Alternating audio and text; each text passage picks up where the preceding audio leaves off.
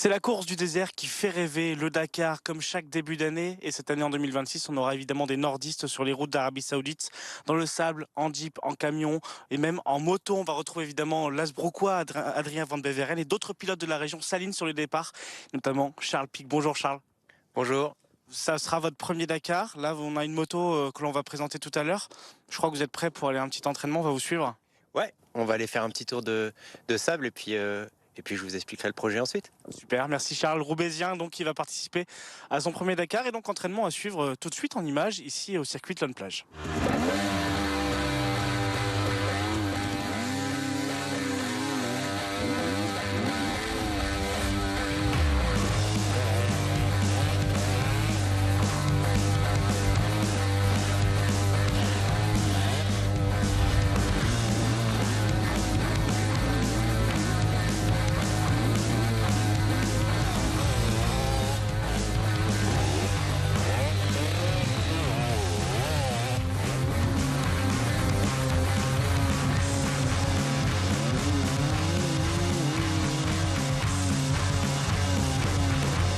Et justement, voilà Charles.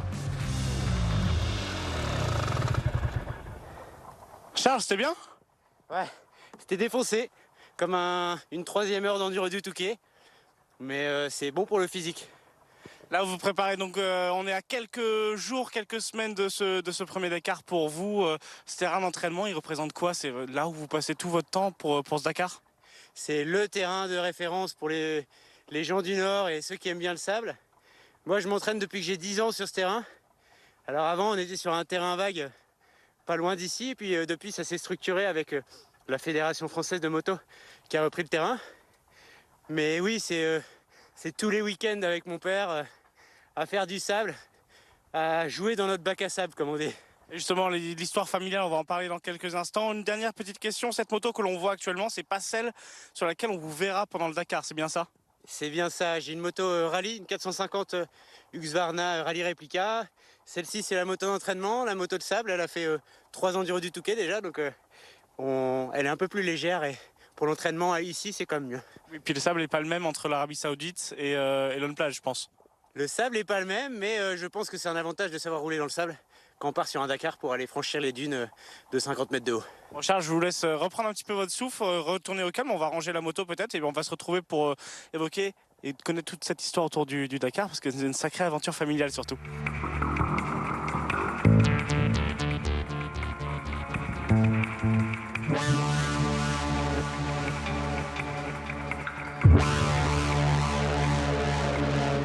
Charles, c'est bon, ça y est, un petit peu récupéré de cette petite session.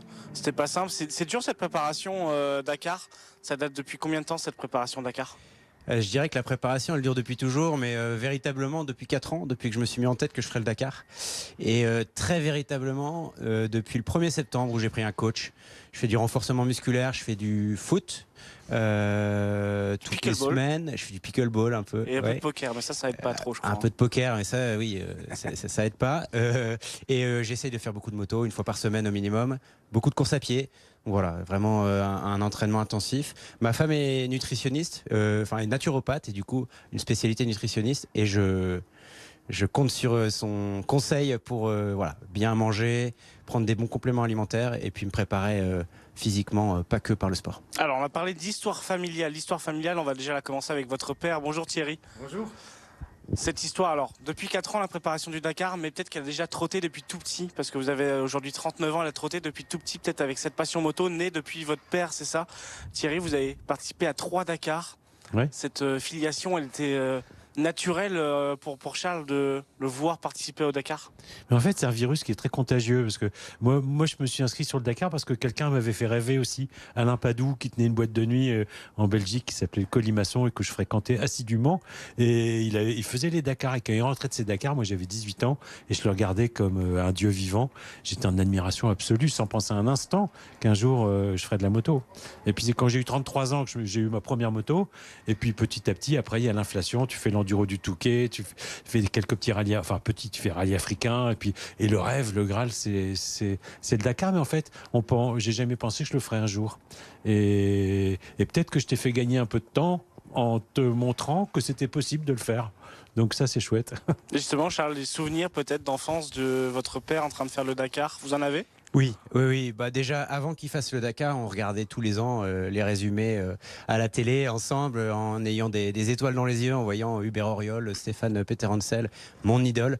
Multiple vainqueur du Dakar, évidemment. Multiple vainqueur du Dakar. Et en fait, le jour, quand il l'a fait, évidemment, on a continué à regarder la télé. Il est beaucoup passé à la télé d'ailleurs, avec Gérard Rolls. Et voilà, j'ai pensé un peu plus à ce rêve un peu fou. Sans connaître forcément l'Afrique. Donc je suis d'abord allé faire quelques randonnées en Afrique qui m'ont donné le goût du désert, etc. Ensuite, j'ai fait mon premier rallye en 2022 qui m'a vraiment là donné l'envie de faire le Dakar. Mais oui, cette passion et cette envie de faire le Dakar, elle est née avec mon père. Il y a des enduros du Touquet aussi pour vous deux, des enduros du Touquet qui ont été importants dans le développement et c'est ce goût de la moto sur sable. Alors on est du Nord, hein, donc l'enduro du Touquet, c'est la course emblématique du Nord. Et évidemment, l'enduro est devenu rapidement un objectif. Moi, j'ai commencé la moto à 10 ans. Et j'avais ce premier rêve, c'était vraiment l'enduro du Touquet. Le rêve du Dakar, il est venu après celui-là. Mais du coup, à mes 18 ans, j'ai fait le dernier enduro du Touquet dans les dunes, qui est un souvenir extraordinaire. Et évidemment, je voyais aussi mon père partir tous les ans faire l'enduro du Touquet. Donc, il y a eu ces étapes un peu préparatoires avant d'accéder au Graal et au caviar de la moto, qui est le rallye et plus spécialement le Dakar. Thierry, est-ce qu'on donne des conseils aujourd'hui à son fils avant de faire ce premier Dakar en moto, ou est-ce que c'est pas du tout pareil? Moi, le seul conseil que je lui ai donné, c'est de ne pas regarder le classement. Parce que tu vises pas le podium. Donc après, arriver 30e, 60e ou 90e, ça n'a aucune importance. Et en fait, la seule médaille qui compte, c'est la médaille de finisher. Moi, quand je l'ai fait, je suis arrivé dernier. Et quelque part, tout le monde s'en fout. De toute façon, il faut arriver premier ou dernier. Donc, Ah mais c'est bien dernier aussi, il y a une place honorifique. mais oui, c'est une très belle place. Après, tu auras la place que tu auras. C'est pas un sujet en fait le classement. Et il faut rouler en dessous de ses capacités, toujours naviguer à vue. C'est une course très longue, donc c'est une course de gestion. Du stress, de l'énergie, c'est une course d'intelligence. Si on roule comme un fou, on est sûr de ne pas y arriver, quoi. Donc, mais je l'invite pas non plus à la prudence. Faut rouler Oui, à de se son faire rythme. plaisir, c'est surtout ça. Se faire Ouais. plaisir. Voilà, mon papa, quand je lui ai posé la question, papa, est-ce que tu penses que c'est raisonnable que je fasse le Dakar? J'avais 4 jeunes enfants à l'époque, et il m'a répondu, mon chéri, les raisonnables auront duré, les passionnés auront vécu. Ouais, franchement, c'est le plus beau Tout est cadeau. dit. Tout est dit, ouais. Et justement, alors, c'est un petit peu cette mention, ce mantra que vous avez un petit peu expliqué à l'instant. Il y a comme une règle dans la famille, dans votre famille, au sein de votre couple, au sein de votre famille, Charles. Vous avez dû attendre 39 ans avant de faire ce Dakar, parce qu'avec votre femme, vous étiez à une sorte de contrat entre vous, c'est ça? Alors oui, on a passé ce contrat moral entre guillemets. Quand j'ai fait mon premier rallye, je lui ai dit, écoute, le Dakar, ça va être une étape dans ma vie. Donc quand est-ce que je le fais? Et on a considéré que 40 ans est un bon âge. Donc j'ai 39 ans, mais c'est l'année de mes 40 ans. Et en plus, mes enfants qui ont 3 et 5 ans étaient un peu petits à l'époque. Et du coup, de les quitter pendant 3 semaines, c'est peut-être l'étape la plus difficile. Et puis ensuite, je ferai le Dakar. Mais voilà, c'était vraiment le contrat qu'on a passé avec ma femme, de le faire l'année de mes 40 ans. Et on y est. Donc ça veut dire que vous êtes l'une des rares personnes à avoir attendu avec impatience d'avoir 40 ans en fait. Oui, j'avais hâte de vieillir. Et aujourd'hui, on tourne actuellement avec vous juste avant les fêtes de Noël. Comment vous sentez le Dakar, donc début janvier? Stressé, impatient, il y a de l'excitation qui monte, il y a un petit peu d'appréhension. Comment on se sent aujourd'hui? Il y a beaucoup d'excitation, il n'y a pas beaucoup d'appréhension. J'ai le travail qui me prend beaucoup de temps en ce moment et donc du coup j'ai pas le temps de stresser. Et puis ce que je disais hier à quelqu'un, je disais si j'avais peur j'irais pas. Donc en fait j'y vais pas avec la boule au ventre, j'y vais vraiment avec l'excitation, l'envie d'y être. Et puis un ami qui a fait plusieurs Dakar m'a aussi dit n'oublie pas la notion de plaisir. C'est important parce que quand on fait 800 km, des étapes très longues, on se dit mais qu'est-ce qu'on fout là, on a envie de rentrer à la maison. Et il dit, si dans ces moments-là, tu penses à la notion de plaisir, et puis tout va bien se passer, parce qu'on est là quand même là-bas pour se faire plaisir. Et c'est une course aussi engagée pour vous, c'est bien ça, pour une cause, pour Leucémie Espoir? Oui. C'est bien ça, un choix de faire participer à cette course pour une association. Oui, j'ai rencontré Stéphane, le président de cette association, qui est un motard aussi, sur le parking de Loun Plage, donc là où on est actuellement. Et on a tout de suite accroché. J'ai accroché sur l'association qui porte donc le Semi Espoir 62 et aussi sa passion pour la moto. Donc en fait le match a été immédiat et je suis content de porter les couleurs de cette association. Je vous remercie Charles, je vous remercie aussi Thierry pour toute cette belle histoire familiale autour de la moto, autour du Dakar. Et bien évidemment, bon courage pour cette belle aventure. J'imagine qu'elle sera magnifique pour vous. Donc Merci. lui est en Arabie Saoudite aussi pour concrétiser un rêve. C'est Adrien Van Beveren qui a toujours soif d'un premier sacre sur le Dakar. L'Asbrookwa qu'on a pu interroger il y a quelques semaines avant son départ à Dubaï avec Gabriel Gontier.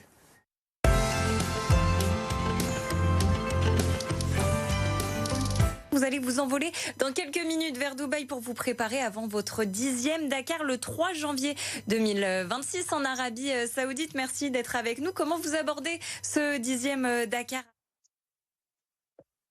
Bonjour à tous, merci de me recevoir. Effectivement, je suis à l'aéroport puisque je profite de ma préparation, on va dire. Je viens de faire une semaine d'entraînement avec le Team Honda ici au Maroc et j'enchaîne directement vers une autre semaine d'entraînement à Dubaï pour faire encore plus de dunes, encore plus de désert. J'ai été vraiment performant sur les dernières éditions, surtout sur la deuxième partie de course.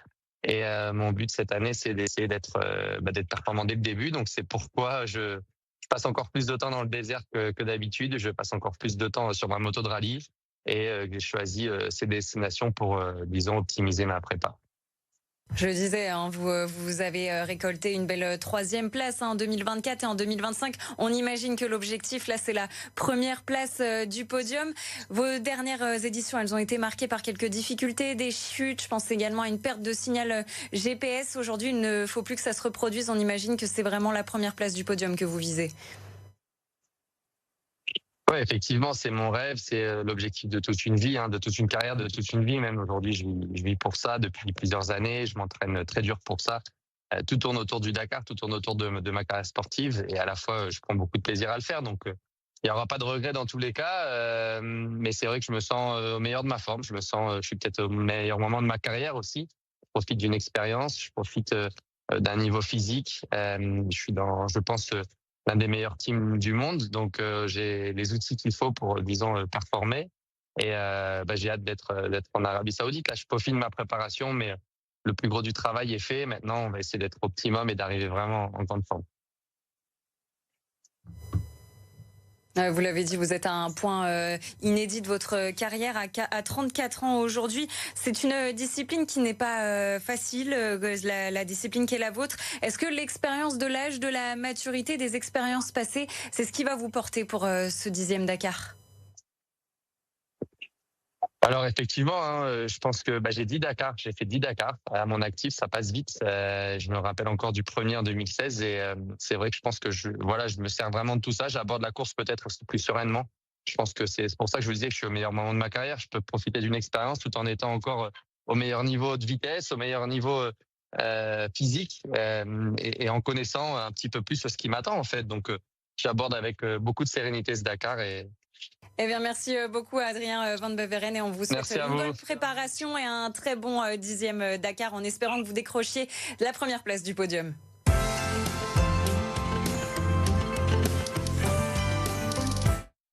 Après les 2 roues, place aux 4 roues et au moteur vrombissant du véhicule incroyable et qui se fait remarquer sur le Dakar, c'est la Stifritterie. Oui, vous avez bien entendu, un pick-up taillé pour la course et qui peut même servir des frites lors du bivouac. Après 6 années d'absence, Hervé Diers reprend la route du Dakar avec son équipe. Bonjour Hervé. Bonjour. Merci de nous accueillir chez vous. Et il dit comme, pourquoi est-ce que vous avez décidé en 2026 de revenir sur le Dakar? C'est le défi de l'Arabie Saoudite qui vous tentait? Oui, c'est ça. J'ai fait l'Arabie Saoudite, mais en buggy en 2020, la première fois que le Dakar est arrivé en Arabie Saoudite. Et j'ai dit, là, il faut absolument que j'amène ma baraque à frites là-bas. Elle a déjà fait un peu de tour du monde. Et là, il fallait que j'aille défier les pistes saoudiennes qui sont vraiment très difficiles avec ma Stifritterie. En vous écoutant, ça veut dire que le Dakar, c'est votre rallye préféré parmi tous ceux que vous avez déjà fait? Et j'ai commencé mon premier grand rallye raid avec le Dakar, il y a 40 ans, avec la voiture qui est là derrière. Je vis Dakar, je mange Dakar, je suis tout le temps Dakar et puis je suis content de participer là à mon 12e Dakar. En arrivant chez vous ici à Edicom, il y a aussi des mots de Thierry Sabine qui a créé le Dakar, qui dit que le Dakar c'est aussi fait pour faire rêver ceux qui n'y sont pas. C'est aussi ça votre but, c'est de faire rêver ceux qui vont vous regarder? Oui, tout à fait. Les gens se passionnent pour le Dakar et il y a beaucoup de personnes qui suivent le Dakar. On a des têtes de fil comme Adrien, mais nous, notre petite baraque à frites, elle a la cote. Votre baraque à frites donc sera sur les routes d'Arabie Saoudite. Vous avez participé donc plusieurs fois. Vous avez fait l'Amérique du Sud en 2009-2014, l'Afrique en 2018. C'est quoi les souvenirs que vous gardez de tous ces précédents Dakar? Des anecdotes, il y en a énormément. Moi, j'ai fait mes premiers Dakar, je dirais, sans rien, sans assistance, rien du tout. Et on a traîné notre véhicule jusqu'à l'arrivée. Et concernant la ch'ti friterie, le défi, c'est 2009, quand on m'a tous pris pour un clown quand j'ai dit je vais engager une auto de course, parce qu'on ne fait pas que la popote sur le Dakar, on fait surtout la course. Engager une friterie en course sur le Dakar, la course la plus mythique du monde, on m'a pris pour un rigolo. Mais bon, on a déchiré tout ça et on a fini sur le podium quand même. Donc, le podium, on a gagné la catégorie baraque à frites puisqu'on était tout seul. Voilà. Pourquoi est-ce que vous avez fait ce choix? C'est vrai que j'ai lu ça. En fait, c'est parce que vous construisiez des baraques à frites. C'est comme ça qu'est venue l'idée? Avec Elimag, on est constructeur de baraques à frites. Bon, j'ai cédé mon entreprise récemment à mes directeurs, mais pendant 38 ans, j'ai construit des baraques à frites et on en a mis dans tous les villages des Hauts-de-France et puis en Belgique et même ailleurs. La friterie, c'est un peu l'emblème du Nord, les frites. Et je me suis dit, on va joindre l'utile à l'agréable. Je vais construire une baraque à frites pour faire la course, pour montrer la solidité de nos constructions. Et quand notre véhicule finit à l'arrivée, on a franchi tous les obstacles de Dakar, je peux vous dire que c'est fiable. Nos baraques à frites sont fiables. Elles fonctionnent avec quel type de carburant? C'est un mix? Oui, non, c'est un diesel, mais on recycle de l'huile de friture. On peut rouler jusqu'à 20, même 30% avec de l'huile de friture dans notre carburant. Et on a toujours un peu d'huile de friture. On fait toujours un petit mélange. Et puis c'est très beau pour le moteur. Et après le soir, ça permet aussi de préparer des frites pour les concurrents lors du bivouac. Ça, vous allez en faire? Oui. Alors bien sûr, on fait la course avant tout. Avant tout. Avant tout. On a une vraie friteuse embarquée. On a une friteuse professionnelle. Voilà. Alors on fait des frites essentiellement 3 fois. On fait les frites le premier soir parce que c'est une petite étape et on veut montrer que tous les gens qui sont là, à tout le bivouac, à tous les journalistes, que voilà, c'est pas du semblant. On fait donc le premier soir on fait des frites. Après, on n'en fait plus jusqu'à l'étape de repos. À l'étape de repos, donc là, toute la journée, on fait des frites. Donc on nourrit tout le bivouac peut venir manger des frites et toute la journée. Et pendant que les mécanos retapent la bagnole.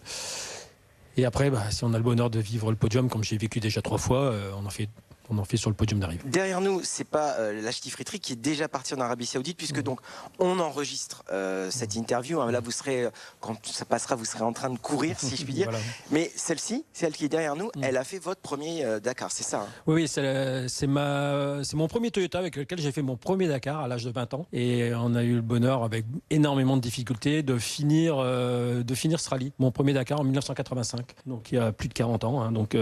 Et c'est une voiture mythique qui est reconditionnée à neuf. Elle a été refaite à neuf, mais c'est vraiment celle-là avec laquelle j'ai couru. C'est une légende. C'est une légende. Alors, je vais pas dire que moi je suis une légende, mais elle est la légende et vous entretenez cette légende. Voilà, c'est ça.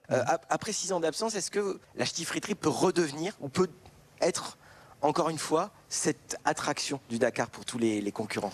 C'est incroyable. Je m'attendais pas à ça parce que on est un peu habitué à rouler sur le Dakar avec cette friterie. Mais là, cette année, il y a un engouement. Je comprends. C'est un truc incroyable. Tout le monde nous attend. On est un peu la coqueluche du rallye. On est apprécié de tout le monde. Pas moi, mais la friterie, elle est très appréciée. Voilà, ça donne une touche d'humanité à ce Dakar, et tous les professionnels, tout le monde vient me voir. Est-ce que c'est pas aussi un peu l'emblème de la sympathie des gens du Nord aussi qui se reflète avec la ch'ti-friterie? Carrément. On représente bien sûr les Hauts-de-France. Ça, c'est la frite, c'est vraiment une emblème ici. Et on représente les Hauts-de-France, mais surtout aussi la Belgique. Moi, je suis fier. Je suis fier de ma région, je suis fier de ma ville d'Hazebrouck, là où on a l'usine. Je suis fier de tout ça et je suis fier de montrer ça au monde entier, parce que c'est le monde entier qui nous regarde. Cette fierté, on l'entend. Vous parlez du mot humanité. Alors, je vais rebondir tout de suite. Vous faites la course au profit du Secours populaire français. Pourquoi est-ce que vous avez choisi cette association? J'admire cette association qui vient en aide à tous les gens défavorisés. Et j'admire tous ces bénévoles qui travaillent au sein de cette association. Le Secours populaire, c'est énorme. Et on va leur remettre 1 euro du kilomètre, même si on n'arrive pas. Je me suis engagé à le faire avec nos 2 voitures, parce qu'il faut savoir qu'il y a la friterie, mais il y a une deuxième voiture qui coulera avec nous, qui est une voiture traditionnelle, enfin un 4x4 qui fait la course, avec Michael Van der Westin et Simon Roy, qui sont là avec nous, et on va s'entraider. Donc on a 2 voitures dans le team, et la deuxième voiture aussi va remettre 1 euro du kilomètre, mais ça fait 8000 km 2 fois. Ça veut dire qu'au retour, on va leur remettre en grande pompe, comme on fait toujours, un chèque de 16 000 €, ce qui est quand même important pour eux. Voilà. Et moi, j'ai à cœur de faire une action comme ça, parce que Dakar, vis-à-vis du grand public, c'est un peu élitiste, c'est beaucoup d'argent. Nous, on fait ça différemment. Bien sûr qu'on a des sponsors pour le faire, évidemment, mais je suis incapable de faire un Dakar et sans que ça... Sans penser aux autres. Sans penser aux autres. Et tous mes Dakars ont été comme ça. Et donc voilà, et puis voilà, on va leur remettre un chèque de 16 000 €, même si on fait qu'une étape, mais j'espère qu'on fera plus d'étapes. Je l'espère aussi. Alors, pensez aux autres. On va parler de l'équipe. Qui est-ce qui est avec vous, qui va être embarqué dans cette ch'ti-friterie? Moi, j'ai mon copilote, Alain Brousse. Donc Alain Brousse, qui est mon copilote habituel, qui est un peu, j'appelle ça un peu le MacGyver du désert, qui sait tout faire, il sait conduire, parce que je partage le volant, moi. Et Alain, c'est quelqu'un d'humain aussi. Et puis surtout mécano, parce que moi, je suis pas du tout mécanicien, moi. Donc, vous pilotez, vous faites les frites, mais il faut le mécano à côté. Voilà. Et qui sait piloter aussi. Votre objectif, c'est d'être finisher comme les précédentes fois, c'est ça aussi? La seule chose qui compte, c'est d'arriver. Même dernier, on s'en fout. Gagner la catégorie friterie, évidemment. Si on fait le podium, on gagne notre catégorie. C'est une boutade, mais voilà, je suis content d'emmener une friterie sur le podium. On est la coqueluche, on est les chouchous. C'est trop bien. Mais je vous dis, c'est pas nous, c'est la ch'ti-friterie qui fait la chouchou. Le Dakar, c'est un peu le Graal pour les pilotes. Qu'est-ce qui vous excite encore aujourd'hui à faire cette course? Qu'est-ce qui vous pousse encore à la faire? Celle-là plus qu'une autre, peut-être? Oui, à chaque fois que je reviens d'un Dakar, je me dis c'est le dernier. Parce que je suis au bout de ma vie. Vraiment, c'est quand même la course. Oui, nous on est des amateurs, donc c'est la course la plus dure au monde, course automobile la plus dure au monde. Et vraiment, c'est pas une légende, ça. C'est vraiment la course la plus dure au monde. On passe 18 heures parfois dans le baquet, et puis avec des galères. Voilà, on se fatigue beaucoup et il faut économiser notre fatigue. Mais ce qui me pousse à le refaire, je sais pas, c'est la passion, j'ai ça en moi. C'est l'envie aussi d'aider les autres, puisque vous, à chaque fois, vous soutenez le Secours populaire. Oui, ça bien sûr, mais c'est surtout aussi l'envie, c'est de l'adrénaline, c'est l'envie, ça vous fait sentir vivant. Voilà, c'est ça. Où est-ce que vous vous entraînez avant de partir, là, tous les entraînements? Est-ce que ça se fait à Lone Plage? On a été tester tout ça, on l'a réglé. Sinon, en dehors du Dakar, je cours quand même en compétition. Je fais le championnat de France des rallyes tout-terrain. Je fais d'autres compétitions. Je suis toujours un peu derrière un volant. Mais le Dakar, c'est la cerise sur le gâteau. Une belle cerise sur le gâteau. Alors, comme Charlie Pic, comme Adrien Van Beveren et donc vous, Hervé Diers, on vous souhaite bonne chance pour ce 12e Dakar. Et puis, on se retrouve très bientôt pour un nouveau numéro des Vies d'en haut. Merci. Merci à vous.